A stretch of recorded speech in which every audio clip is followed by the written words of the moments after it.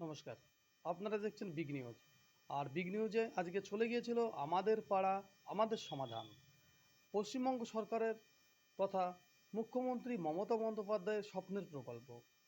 আজ নদিয়া জেলার করিমপুর ১ নম্বর গ্রাম পঞ্চায়েতের অধীন মধ্যগোপালপুর ও সেনপাড়া বুথে এই যে দুই বুথের কী প্রয়োজনীয় দরকার, কোথাও ড্রেন, কোথাও রাস্তা, কোথাও লাইট, কোথাও পানীয় জল, কোথাও আইসিডিএসের সেন্টারের, কোথাও স্কুলের যাবতীয় আমাদের পাড়া আমাদের সমাধান, সেইখানে মুখ্যমন্ত্রী মমতা বন্দ্যোপাধ্যায়ের স্বপ্নকে বাস্তবায়িত করতে করিমপুর ১ নম্বর গ্রাম পঞ্চায়েতের প্রধান সুপর্ণা মুখার্জি হালদার ও করিমপুর ১ নম্বর ব্লক সমষ্টি উন্নয়ন আধিকারিক ও ওই অঞ্চলের সমস্ত তৃণমূল নেতৃত্ব তারা আজকে ওই আমাদের পাড়া আমাদের সমাধান কর্মসূচিতে যোগদান করেছিল।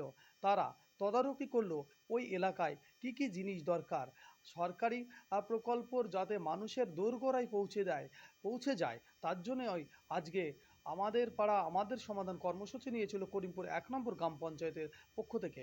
এই চিত্র উঠে আসলো আমাদের বিগ নিউজের ক্যামেরায়। নদিয়ার করিমপুর থেকে অর্ধেন্দু মালাকারের রিপোর্ট, বিগ নিউজ। আমাদের পাড়া আমাদের সমাধান পর্যবেক্ষণ প্রধানের।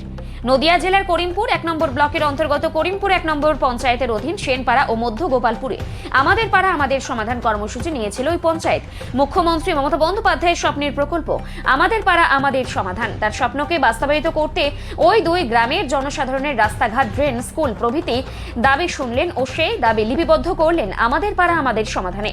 আজকের ওই কর্মসূচিতে যোগদান করেছিলেন করিমপুর ১ নম্বর পঞ্চায়েতের প্রধান সুপর্ণা মুখার্জি হালদার ও ব্লক নেতৃত্ব ও এলাকার নেতৃত্ব, ওই দুই গ্রামের বাসিন্দারা।